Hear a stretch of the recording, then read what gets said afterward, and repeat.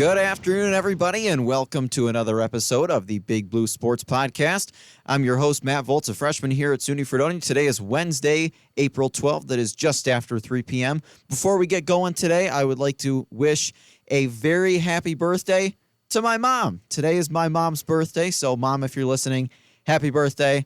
I love you, and I'll be home soon. Okay, so a lot going on with Fredonia sports, and I mainly wanted to start by talking about Fredonia's cheer squad because they just got back from the NCAA Nationals, which NCAA stands for National Cheerleading Association. I'm 99% sure it might be National Cheer Association.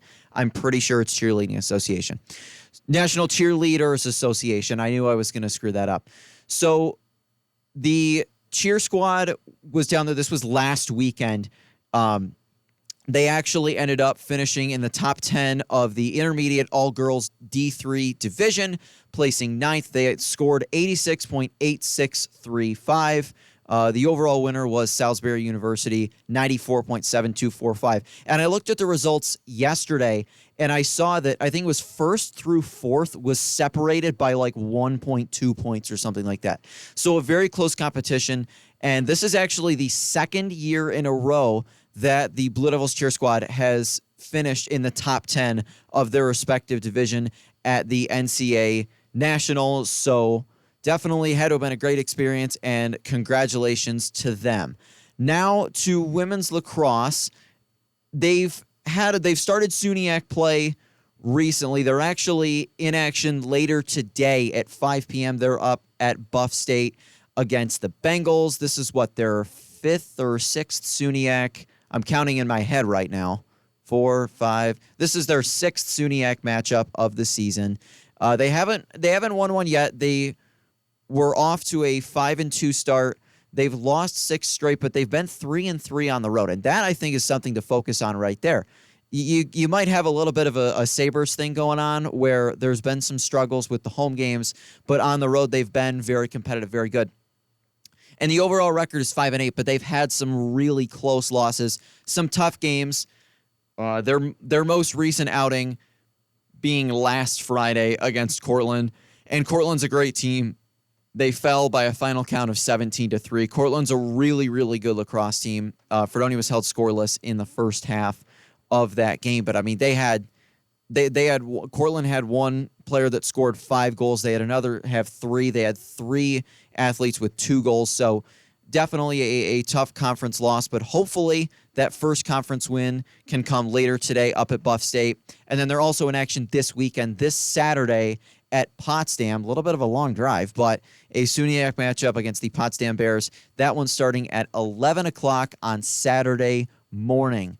To the women's softball, as I'm kind of bouncing around here as I always do.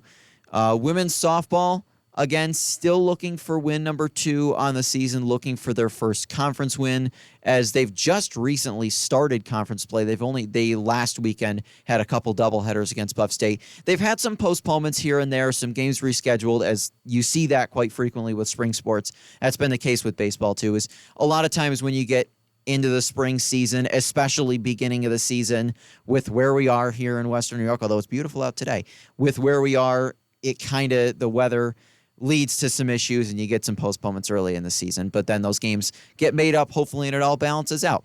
So their next game, they actually have a doubleheader this Friday against SUNY Geneseo. That's here, getting started at 3 o'clock, and then they have another doubleheader on Saturday starting at noon against SUNY Brockport. So there's the opportunity right there. You've got 4 home SUNYAC games this weekend before they have a doubleheader up in Pittsford, New York against St. John Fisher next Tuesday, that getting started at 3 o'clock. I mean, you've got the opportunity. Like I said, the opportunity is there. I mean, the overall record is 1-15. They won their last game down in Florida, 7-4 over McAllister College, or McAllister perhaps. And that was back on March 17th. They've had some games that haven't gone their way. They had the first half of their doubleheader against Buff State was a 5-3 loss. They had some other, close ones when they were down in Florida. And this is just, it's a team that I think sometimes there's some games that it's close, early on. Like, for example, the one game against U of R. You look at the final score, they lost 10-1. It was 2-0 through 4 innings of play. So those games are, they're games where the final score doesn't necessarily tell the whole story. And that's something that you see a lot of times, especially in sports like baseball or softball, where you'll have a game that's like, it's close for most of the game, and then one team pulls away late. And then you look at the final score, and it's like 7-1, but it was like 2-1 until the 8th inning or whatever. Like, you'll see that a lot in sports like baseball, and I think that has kind of plagued this Blue Devil softball team so far this year, and hopefully they can turn it around. They've still got a lot of games left. I mean, they play all the way through May 8th, so they really have a lot of games left, and there's the opportunity to pick up some SUNYAC victories and maybe move up a little bit in the standings. To the Blue Devils baseball team, they're actually coming off of a huge win yesterday on the road against Thiel down in Greenville, PA, a 20-7 win that snapped a losing streak, and that's a big win for them. That's a huge win. Their first road win of the season brings the overall record to 5-16. Still have not played a single home game yet, and again, a lot of that has to do with weather. They were down in Florida, then you get some postponements and all that sort of stuff. They are at home this Friday at 3 o'clock against SUNY Brockport, and then they've got a doubleheader against Brockport Saturday starting at noon before heading to Penn State Barron for a Monday 4 o'clock matchup next weekend. And then finally to the men's and women's track and field. They are in Bucknell, or I should say in Lewisburg, Pennsylvania, this weekend for a Saturday-Sunday meet that is being hosted by Bucknell University. 2 meets into the season. Of course, they were at Slippery Rock a couple weeks ago. They had some great success up at RIT last weekend.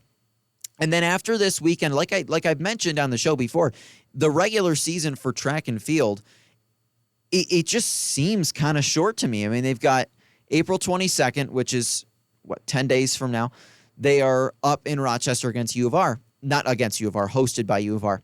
And then they finish the season on April 29th with a meet that's hosted by St. John Fisher. So it's a short regular season, only 5 meets, and then the SUNYAC Championships on May 5th and 6th. So that is a look at your Fredonia State sports. We'll take just a quick break, play a little music for you, and then come back and talk about the Sabres. Yeah, it was a tough loss last night, and unfortunately, the playoff hopes for the Buffalo Sabres are no longer alive. But I'm going to talk all about why this team has an awful lot to be excited about for next year and moving into the future, as well as taking a look at their last 2 games, because that's the thing to keep in mind. They still have 2 games left, even though they're out of the playoffs. Let's sit back, relax, and enjoy these next 2 games. And I hope you can all sit back, relax, and enjoy the show. Like I said, just going to take a quick break, play a little bit of music, and then I'll be right back. Thanks for tuning in to Big Blue Sports Podcast this afternoon on 88.9, the voice, the campus and community voice of Fredonia.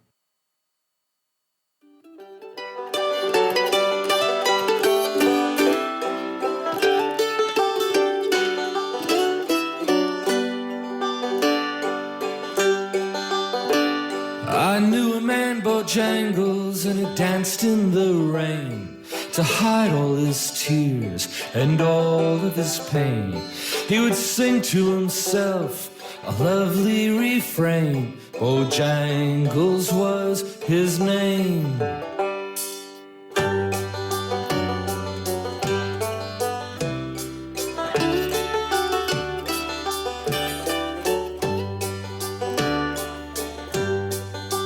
He would dance a waltz by the light of the moon and float above ground like a hot air balloon and capture your smile with the tap of his shoe.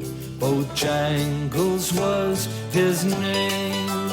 He would dance in the silver light of the moon, dancing for lovers and children of June, never alone and always for you. Bojangles was his name.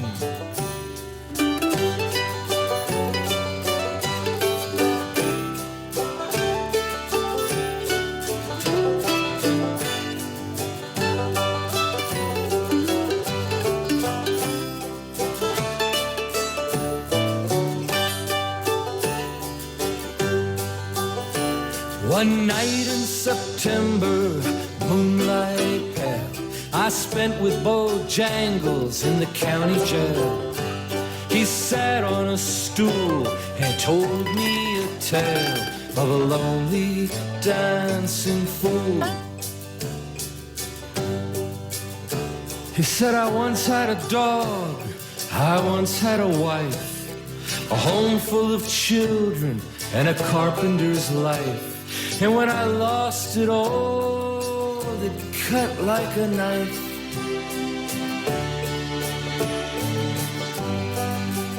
He would dance in the silver light of the moon, dancing for lovers and children of June. Never alone and always for you. Bojangles was his name.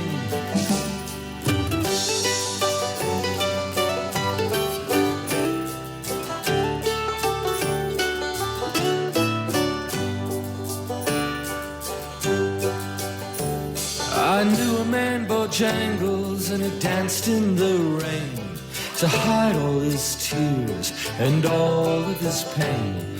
He would sing to himself a lovely refrain. Bojangles was his name.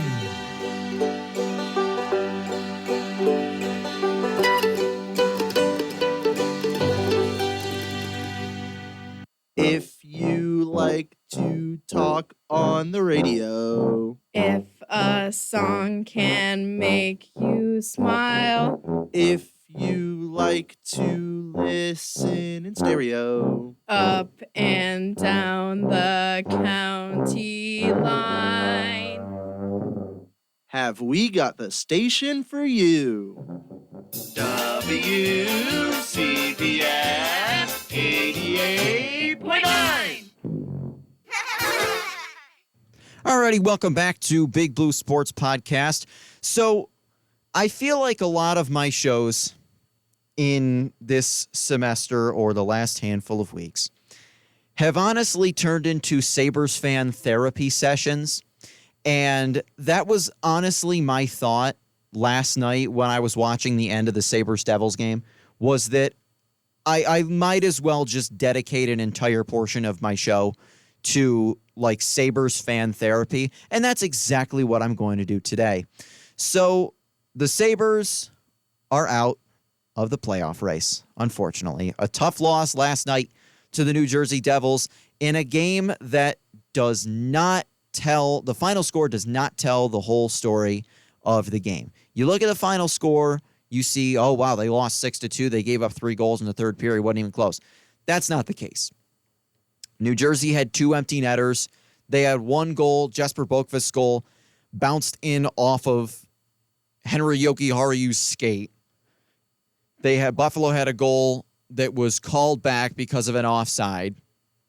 And it just a brutal way to end your playoff hopes. And you could get that sense from the way those guys reacted. I mean, you could just tell, like, if anybody got a chance to hear what Kyle Okposo said in his post-game interview, I highly recommend you give that a listen, because that just perfectly sums everything up. I mean, those guys gave it absolutely everything they had until the very end. I mean, they've given up 2 empty net goals. They're down 6-2. There's like 50 seconds left, and they're still giving it everything they have, you know, battling for pucks in the corner and still trying to take as many shots as they can. Like, that just speaks to the hardworking nature of the team. And I think at times this year, there were definitely games where they did not bring the hard work that they should have, at least from my view. But the last several games, I mean, they made it clear these guys want to win, and they want to win here, now. You know, it's hard for us to, I fully understand that it's very difficult for a lot of Sabres fans to really be ready to embrace this team again. I mean, I've heard from countless people, and I've talked about it a number of times on the show this year.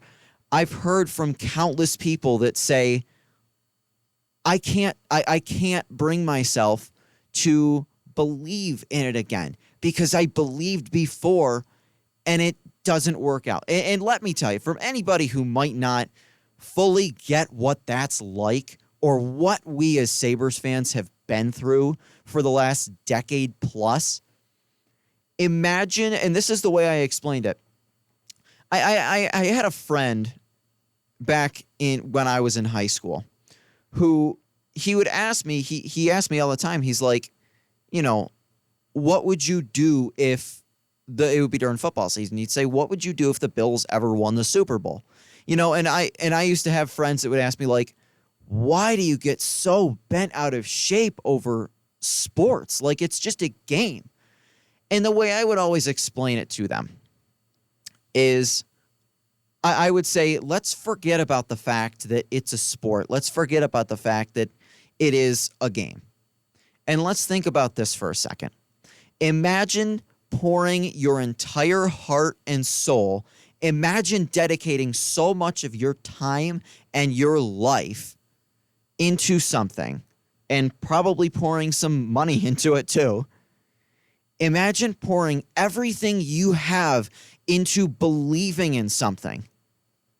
And then time after time after time, you're disappointed. You're let down. And this just keeps happening over and over. And you get your hopes up and you believe in it again and you pour yourself into it again. And then it flops and it fails. That's a hard thing to deal with. And that's something that I think sports fans in Buffalo know better than almost anyone else in the country. I think that I used to have, this is another one that I used to get. And I used to get this from friends. I used to get this from my own sister. I don't mean to call her out, obviously, but people would ask me, they're like, why do you follow teams that are terrible? Why are the teams you're following, they're losing? Like, just please, for your own sanity, just follow a team that's winning. Like, stop picking the bad teams. And my response to that would always be,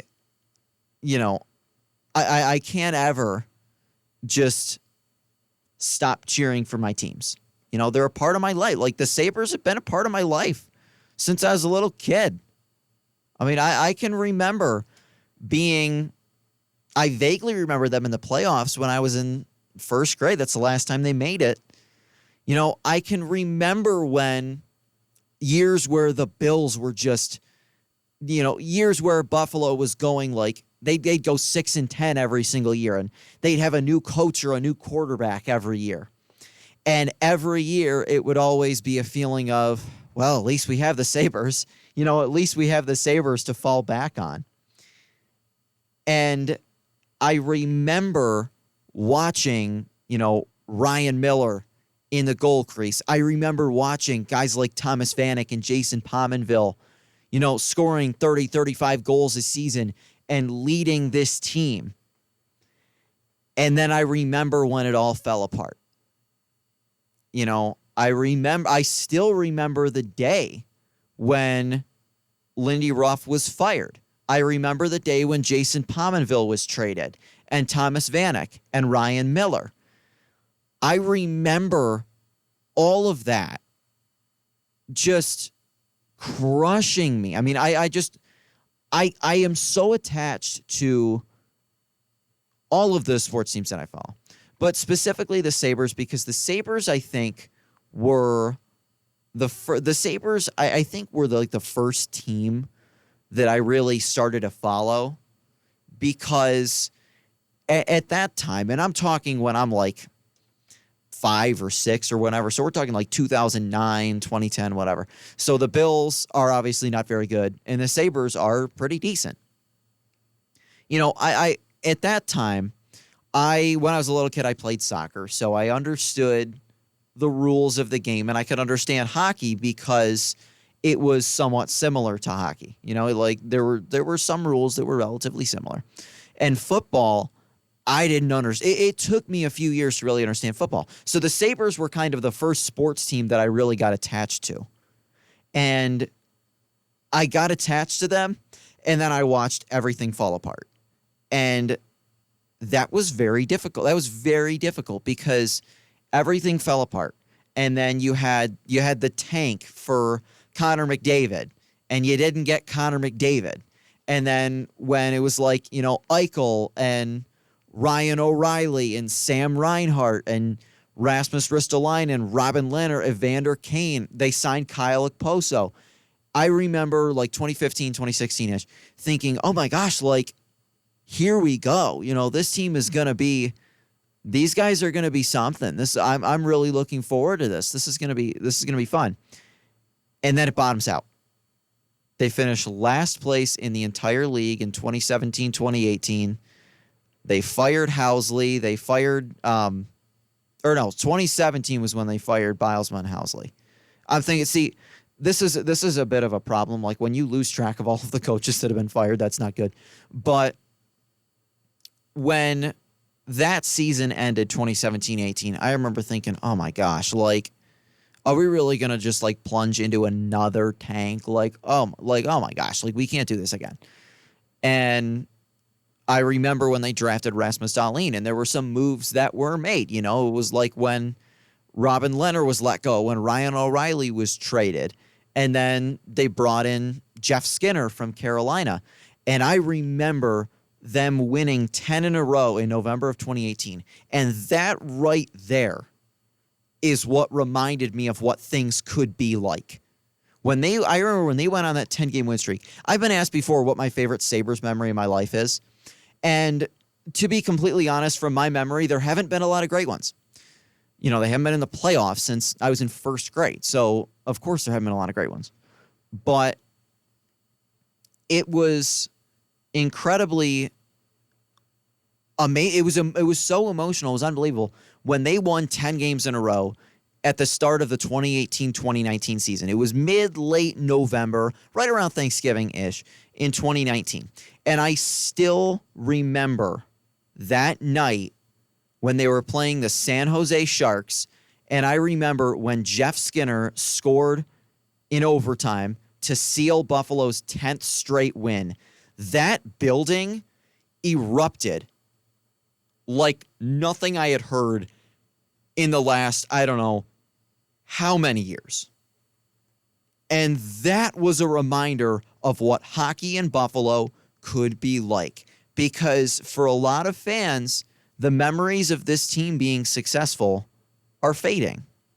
You know, like a lot of fans who are a little bit older than I am, they will probably remember, you know, the 2006 and the 2007 playoff runs very clearly.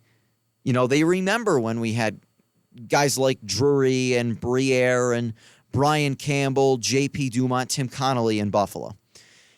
I don't remember that as well, obviously. I was like 2. But it reminded, that 10-game win streak, and especially that 10th game, reminded me that hockey in Buffalo, when the Sabres are good, oh my gosh. Like I remember there being a saying years ago that Buffalo was referred to as hockey heaven. And I think we're starting to get a little bit of that back. I mean, let's just look at the young core that the Sabres have. You've got Tage Thompson and Dylan Cousins, both young studs that are locked up for the next 7 years on relatively team-friendly contracts. You've got Alex Tuck, the possible future captain of the Buffalo Sabres. You know, when Jeff Skinner's one of your oldest players, Jeff Skinner's only 30. Like, they got a very young team. You've got guys like Jack Quinn, J.J. Peterka. Those two have played really well together. Casey Middlestat. Did anybody have Casey Middlestat being one of this team's most reliable forwards down the stretch on their bingo card this season? Because I didn't. I mean, I'll be completely honest. I've been very critical of Middlestat in the past. And what I've seen from Middlestat over the last few months has been really good. I've been very impressed with Casey. And it's to the point where internally in my head, I'm like, this guy better be on this team next year. He is a very reliable third line forward. I mean, when Tage Thompson went down, Middlestat went up to that top line between Skinner and Tuck, and he played well. And he has continued to play well. And guys like that succeeding is so great, because when guys like, Middlestat or Peterka or Quinn or Krebs or whoever, when guys like that are succeeding, you don't necessarily need Jeff Skinner, Tage Thompson, and Alex Tuck to be, scoring 1 or 2 or 3 goals a game to be winning.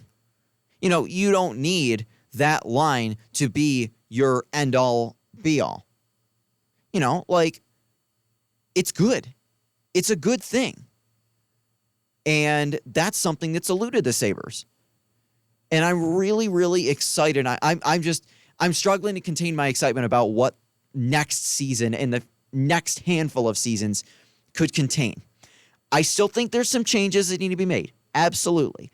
I think they got to shore up the defense a little bit. Listen, you've got you've got Rasmus Dahlin, Matthias Samuelsson, and Owen Power. You've got the 3 of them to build around. Those guys are defensive cornerstones. You don't ever have to worry about them, really. I think, and it's not even like they have to, have to go out and get a really, they got to go out and get a franchise defenseman. They already have that. His name's Rasmus Dahlin. Arguably, Owen Power is one too. They don't need to go get big names. I've seen a lot of comparisons between this year's Sabres team and last year's New Jersey Devils team. And I honestly think it kind of tracks. The Devils last year were a team that offensively, they were very good. They could outscore almost anybody in the league. But their goaltending was not reliable, and their defense was kind of shoddy at times. And the Sabres have been the same way this year. If you watch their games, offensively, they've been very good. Defense has been very shaky, and the goaltending has also been pretty inconsistent. I don't want to put too much pressure on Devin Levi's shoulders, but this guy, he carries himself with the confidence of an all-star goaltender, and he's 21 years old. He's played 5 games in the NHL? This is a guy that lives for these high-pressure moments and succeeds in them. I don't think anybody predicted that Levi would have been this good this quickly. And honestly, I don't know if you can justify sending him down to Rochester for next season. I think Levi's got to be in Buffalo. I think that he has done more than enough to warrant that. He's been really good. I know he let in 6 last night, and he let in 6 against Detroit. But how many of those were kind of weird goals? Well, he didn't let in 6 against New Jersey. He only let in 4. 2 of them were empty netters. And one of the ones that Levi let in was a weird, unlucky deflection. That's not really anybody's fault. And there were a couple of defensive breakdowns too. So I really think that if Buffalo just improves the team defense aspect, and if they can go out and get, maybe an NHL vet to pair with Devin Levi at the NHL level. I mentioned this on the show last week that I had seen on Twitter, and I'd heard on a couple of podcasts that I listened to, that a lot of good teams don't necessarily have a defined starter and backup. You've got your franchise goalies in the NHL, and you know who they are. You've got Igor Shesterkin with the Rangers, Andrei Vasilevsky with the Tampa Bay Lightning, Ilya Sorokin with the New York Islanders, Connor Hellebuck with the Jets. You've got your franchise guys, but then you look at some of the other teams. The Boston Bruins, who are having quite literally the best regular season in the history of the NHL. They don't have a defined starter and backup. They've split the duties between Linus Ullmark and Jeremy Swayman, 2 very capable goaltenders, and it's been like a 1A and 1B type of situation. And I just think that if you could do that for Levi next year, If you could, so that way, there's not pressure on Levi to play like 65 games. You bring in a solid vet on like a 2-year deal who, maybe this guy can play 40 games and Levi can play 40 games, however many you want to do. And I just think that could really do wonders for this team. And I think that they've got so much, their core is very much in place, especially forward-wise. And they've still got guys in the system, more so forward-wise than defensively. I mean, they've got the young guys that are already in the league: Thompson, Tuck, Paterka, Cousins, Quinn, Middlestat, Krebs. And not to mention, they've also got Yuri Kulik coming up probably next season. He's been unbelievable in Rochester. Lucas Rusek, heck, he looked good when he played against Montreal back on March 27th. That was at the game. He looked pretty good. You've got some other guys. You've got maybe Brandon Byro could possibly have a shot at cracking the at the roster.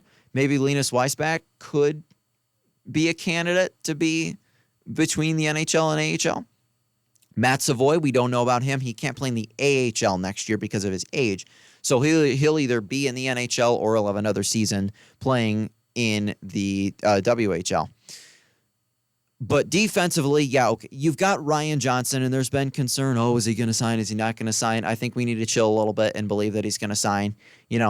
We had the whole thing with Cal Peterson when he didn't want to sign, and when Eric Portillo didn't want not that Portillo didn't want to sign, but they traded him at risk of, so they got something in case he didn't sign.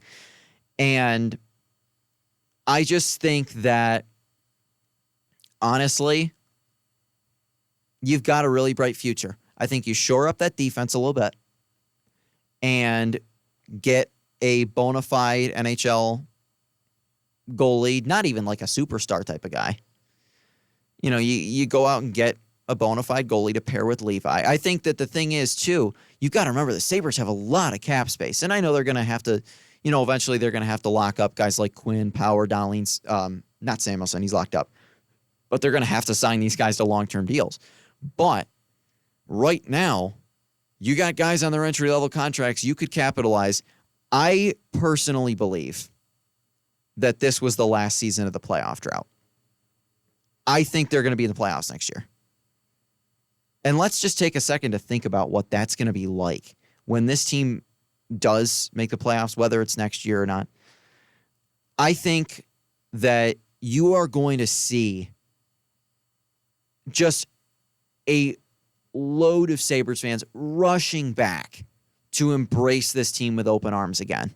And let me tell you, it's going to be pretty fun. And I can't wait to experience it. And I'm just so grateful for all of the great memories. There's been some ups and downs, but I'm very thankful for the great memories that this team has provided us with this year. They won 40 games for the first time in 12 years. That's an accomplishment. And it's very much a step in the right direction. I think this could be a really special hockey team moving forward. And I'm really excited to enjoy that with all of Western New York. I'm excited to celebrate the Sabres. Imagine a world where the Bills and the Sabres are good at the same time. When is the last time that happened? Probably the 90s. I don't know. But that would just be incredible. And I look forward to it. I can't wait. I'm so heartbroken that the season's almost over. I'm going to miss watching these guys every other night. I'm going to be so sad when I don't have the Sabres to watch all the time. I love watching the games. This team has reignited a lot of people's love for hockey, mine included. It was easy to become cynical or pessimistic about hockey before, but this season reignited the love affair that this city has with this team. And that's only going to keep growing. And this team is only going to keep growing. I just think that right now, we're in a very exciting spot. And Sabres fans, I hope you'll join me along the ride because it's going to be a fun one. So hop on the bandwagon now, because I think these next handful of years have the possibility to be really, really fun here in Western New York. And I could not be more excited to enjoy that ride with you all. So I'm going to take a quick break, come back, and I want to talk about the NBA playoffs because those play-in games are sort of getting started. And I wanted to take a look at the playoff bracket as a whole and see what interesting matchups we have. And then towards the end of the show, we'll get talking about the Major League Baseball season so far. Thanks, everybody, for tuning in this afternoon on Big Blue Sports Podcast. Be back in just a few minutes.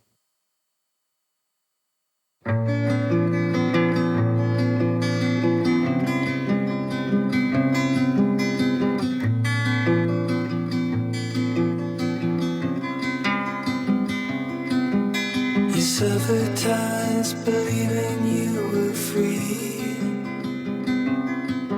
A balloon so high its rupture won't be seen. The space between your hands was all you knew. Where the solitude you molded only grew.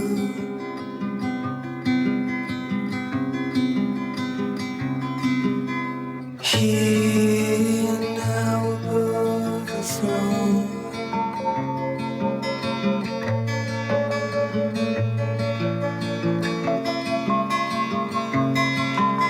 you stumble through a canyon in the night, free to roam but only out of sight. We're driving through those woods between where your laughter once concealed what you would take. Here still above the throne,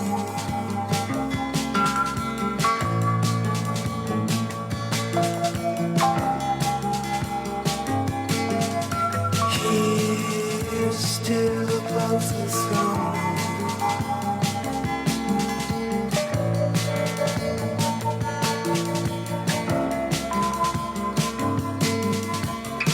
Beyond the edges of our sight,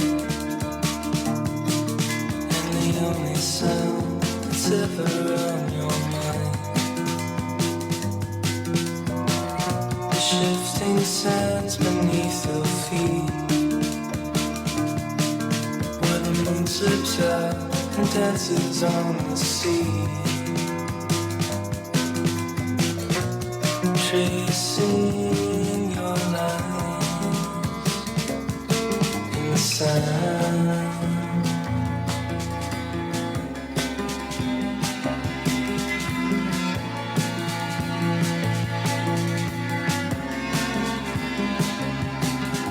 the silence of the everlasting flame flickers in the darkness of your eyes. Echoes in the caverns of your mind. You can hear, searching for a place of endless quiet. Here, still above the throne, you can feel the final breath you'll take before the plunge. Here, too. You can see a hand that plants a seed you hope will grow. Tremors underneath your chest, beating time to gestures of the figures in your dust. A solitude that's truly free. Reflection in the mirror of the sea,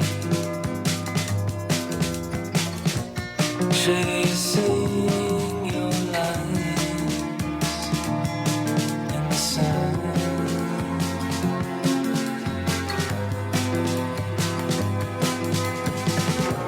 tracing your lines.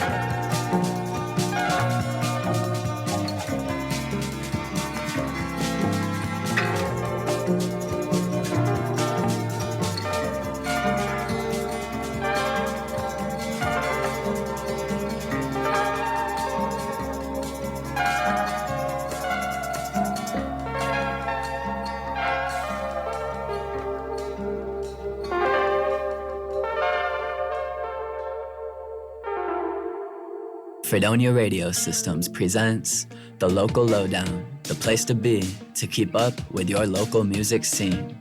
Featuring exclusive interviews and in-station performances, you can listen in on WCVF 88.9 or WDVL 89.5. You can also watch the show on the Fredonia Radio YouTube channel. We air every Thursday night, so tune in at 8 p.m. to catch the scoop with the Local Lowdown crew. Welcome back to the Big Blue Sports Podcast. Before I continue with the coverage of the NBA playoffs, I just wanted to let you know that you can view videos, sculptures, and drawings by 14 preeminent contemporary artists in the current exhibition, Miscommunication, Language, and Power in Contemporary Art at the Kathy and Jesse Marion Art Gallery through April 16th. Curated by Amy Kang, a PhD student in art history at SUNY Stony Brook, the exhibition examines a variety of communication issues such as the global predominance of English, the colonial violence of European languages in the global South, and the societal tendency to censure other languages, dialects, and linguistic practices. Gallery hours are Tuesday through Thursday, noon to 4 p.m., Friday and Saturday, noon to 6 p.m., Sunday, noon to 4 p.m., and by appointment. Definitely make sure to go check out their art gallery. I'm sure they got a lot of really cool things over there. Also want to let you know this day in Western New York sports history, April 12th, 2007, 16 years ago today, the Sabres beat the New York Islanders 4-1 in Game 1 of the first round of the 2007 playoffs. Chris Drury and Brian Campbell each scored 2 goals. Danius Zubris, a trade deadline acquisition that year, had 3 assists, and Ryan Miller made 20 saves on 21 Islander shots. Buffalo would end up winning that series in 5 games. They would ultimately fall to the Ottawa Senators in 5 in the Eastern Conference Finals. Of course, that was the year that Buffalo won the President's Trophy. So the NBA playoffs are underway. The play-in games have started. We had 2 last night. The Atlanta Hawks beating the Miami Heat 116-105, and the LA Lakers taking down the Minnesota Timberwolves 108-102 in overtime. 2 games on tonight. Tonight at 7 o'clock on ESPN, the Chicago Bulls head up north to face the Toronto Raptors.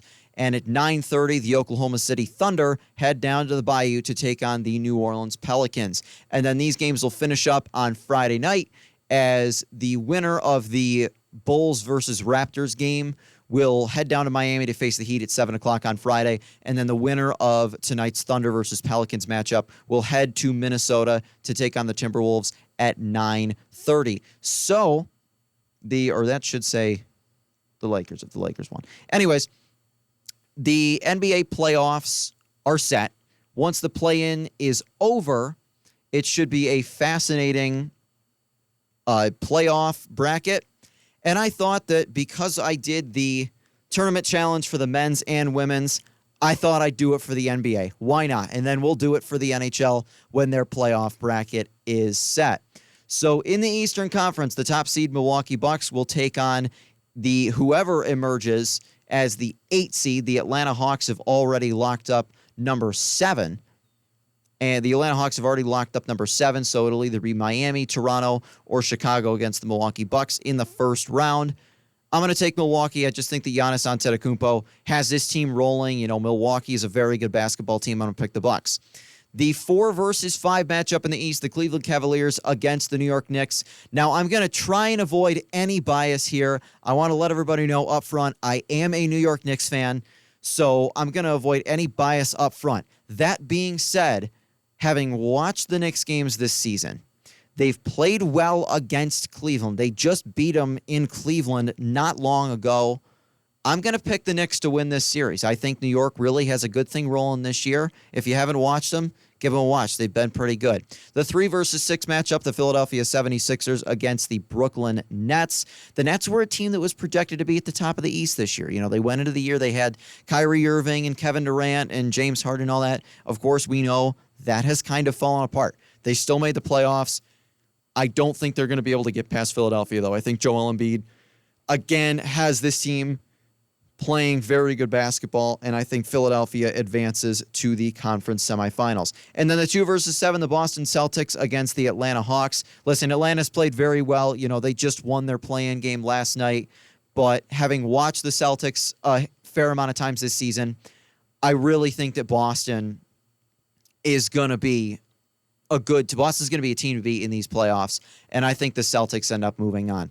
In the West, the Denver Nuggets, the top seed, taking on whoever emerges as the 8th seed, and we'll find that out Friday night, whether it will be Minnesota, OKC, or New Orleans. Regardless, I think Denver is a very good team. I think Nikola Jokic is primed to go on a deep playoff run, and I think the Nuggets win that series. The 4 versus 5 matchup, the Phoenix Suns against the Los Angeles Clippers.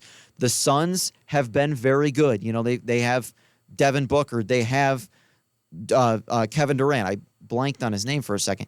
But the Suns are a very good basketball team. Not that the Clippers aren't, but I think the Suns are playing really well right now, and I think they end up beating the Clippers. The 3-seed Sacramento Kings against the 6-seed Golden State Warriors. This is a tough one because you can never count out Steph Curry in the playoffs. You can never count out the Golden State Warriors in the playoffs. But the Sacramento Kings have played some really good basketball this year. They've been a good team. It's a close matchup. I'm going to pick the Warriors. I think Golden State ends up pulling off the upset and beating Sacramento. Close series, but I think Steph Curry and company gets it done. And then the final first-round series, the 2 versus 7 matchup in the West, the Memphis Grizzlies against the Los Angeles Lakers. I think the Grizzlies are playing really well right now, even in the absence of Ja Morant. I think they end up beating the Lakers. Conference semifinals, Bucks versus Knicks. This would be a heck of a series, and I'd be interested to see how this would play out. Obviously, this is where I'm going to prove to everyone that my bias does not supersede my knowledge of the game. I think the Bucks would win that series. Again, the Knicks have played well, but I think Milwaukee is just a team on a mission again this year. And then the Boston Celtics against the Philadelphia 76ers. Boston, I think, they've lost some games closer to the end of the season, but I think Boston has overall, they've had a wonderful season. I think the Celtics move on to the Eastern Conference Finals. In the West, the Denver Nuggets against the Phoenix Suns. This could be a close series. And I'm going to go with the upset. I think the Phoenix Suns end up beating the Denver Nuggets. Again, very close series. And then the Memphis Grizzlies against the Golden State Warriors. Dare I pick Steph Curry to keep moving on? I'm going to do it. I'm going to pick Golden State to beat the Memphis Grizzlies, setting up a Suns versus Warriors Western Conference final matchup. In the East, you have the Milwaukee Bucks against the Boston Celtics. That would be a great series. I think Milwaukee is playing better right now, so I'm going to pick the Bucks to go to the NBA Finals. And then in the West, the Phoenix Suns against the Golden State Warriors. Again, Curry and company, they do a great job. This, I think, is where they run out of gas as the Phoenix Suns go to the NBA Finals. So my NBA Final prediction, I think it's going to be the Milwaukee Bucks against the Phoenix Suns, and I think Milwaukee wins it. Milwaukee is my pick to win the NBA championship this year. I just think they're playing really, really well this season, and I think Giannis Antetokounmpo is going to go get Milwaukee another championship. So that's a look at my playoff predictions for the NBA. I'm going to take a quick break and then come back and wrap up the show talking about some Major League Baseball, some games actually going on right now. And we'll provide you with some updates on the games now, as well as games going on later today, and just a look at how teams are doing. So thanks for tuning in this afternoon on Big Blue Sports Podcast. We'll be back in just a few minutes.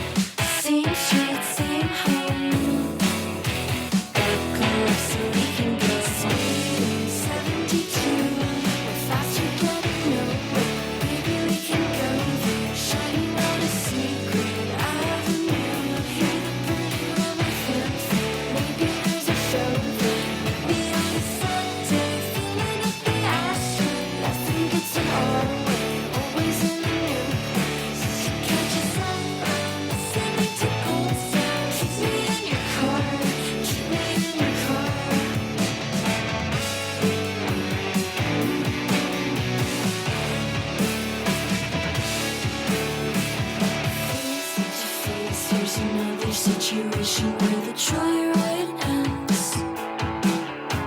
A perfect pace, and we're just around the corner where the street lights bend. And we can drive fast, steady pushing on the gas. I'll show you how to clear your head.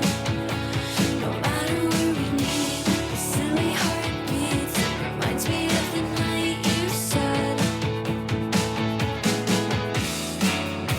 look out your window, driving in a different town. Same street, same home. Buckle up so we can go speeding 72. We're faster getting nowhere. Maybe we can go there. Shining a secret out of the moon. Hear you breathe the filter. Regulars are filter. Maybe on a Sunday, feeling a bit ashtray. I think it's an R-way, always in a new place. To catch a slap round, listening to cold sound. Keep me in your car, keep me in your car.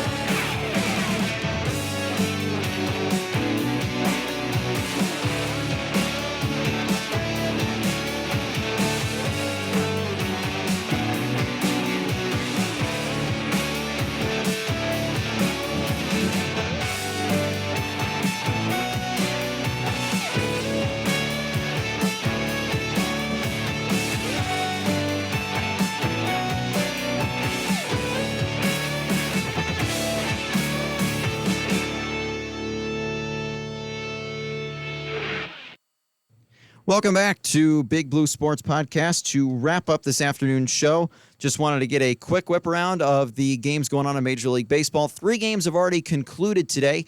The Houston Astros blanking the Pittsburgh Pirates 7-0. The Minnesota Twins over the Chicago White Sox 3-1.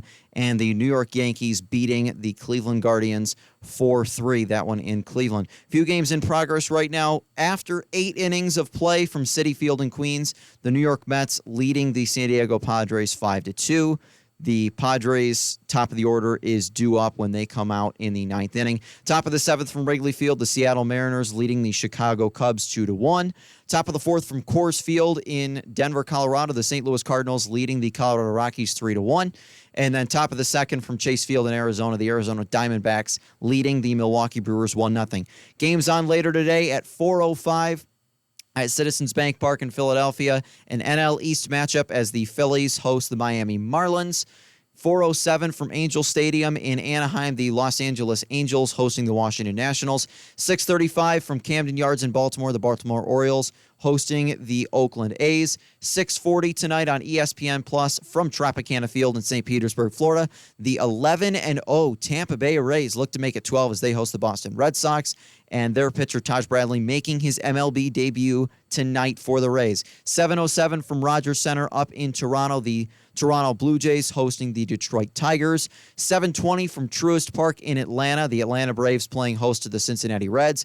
8:05 at Globe Life Field in Arlington, Texas, the Texas Rangers playing host to the Kansas City Royals.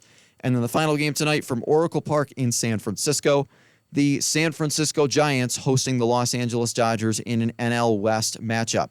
And just a brief look at the MLB standings so far as we are about 2 weeks into the season. In the American League East, of course, the talk of the league this year has been the Tampa Bay Rays off to an 11-0 start. The New York Yankees at 8-4, Toronto Blue Jays 7-4, Baltimore Orioles at 6-5, and the Boston Red Sox at 5-6. The Minnesota Twins currently leading the way in the American League Central at 8-4. Cleveland Guardians close behind at 7-6. Then you've got the Chicago White Sox at 5-8. The Kansas City Royals 3-9, and the Detroit Tigers at 2-8. In the AL West, the Texas Rangers surprisingly leading the way at 7-4. The Los Angeles Angels 6-5. The Houston Astros 6-7. Mariners 4-8, and A's 2-9. In the National League, the Braves at 8-4. Mets 6-6. Marlins 5-7. 4-7, Phillies 4-7, Nats 4-8. NL Central, Brewers are 8-3, Chicago Cubs 6-4, Pirates 7-5, Reds 4-6, Cardinals 4-7. And then the Diamondbacks and Padres tied for the lead in the NL West at 7-5. Dodgers are 6-6, the Giants are 5-6, and the Rockies are 5-7. So that is a quick look at what's going on across Major League Baseball so far. Of course, just now into the season, and definitely some records and things will flip around and change. So that'll do it for this episode of Big Blue Sports Podcast. I want to thank everybody who tunes in on a weekly basis, as well as everybody here at Fredonia Radio Systems who makes this show possible. All Things Considered by NPR is next here on 88.9, the campus and community voice of Fredonia, WCVF. Thanks for tuning in, and we'll see you next week.